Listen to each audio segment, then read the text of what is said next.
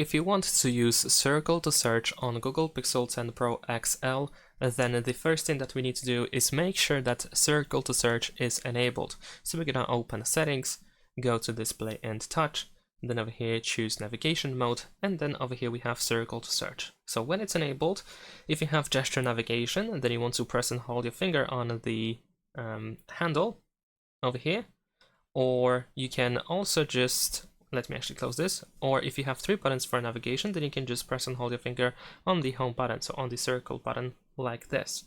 And now over here what you can do is you can select whatever you're trying to search.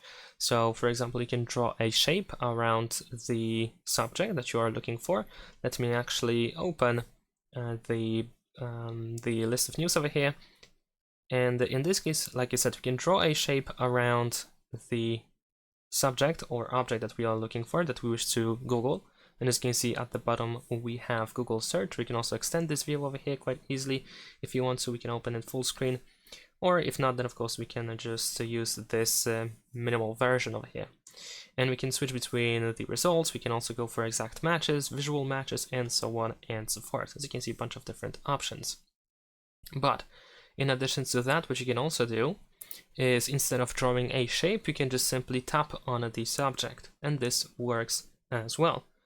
And even if you select something, or even if let's say that you selected a wrong thing, you can still keep tapping or keep drawing at any point, or you can grab by the white corners over here in order to change the searched area, just like that.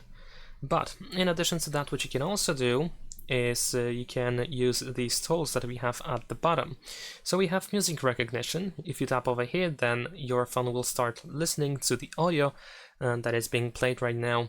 So you can play, sing, or hum a song in order to try to get the title of the song if you don't know the title, if you're looking for that song. And also we can translate our screen by using this translate icon on the right side. Over here we detect the language that is being used right now on the screen, and then on the right side we can choose the target language. So let's say I'm gonna choose Cantonese.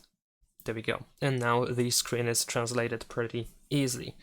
And apparently there is an incoming feature that would allow you to scroll, and maybe with 2 fingers you will be able normally to do that, but as you can see in my case it doesn't really work that well, at least not yet. So perhaps it will be working in the future. So that's pretty much it. Thanks for watching, leave a like and subscribe.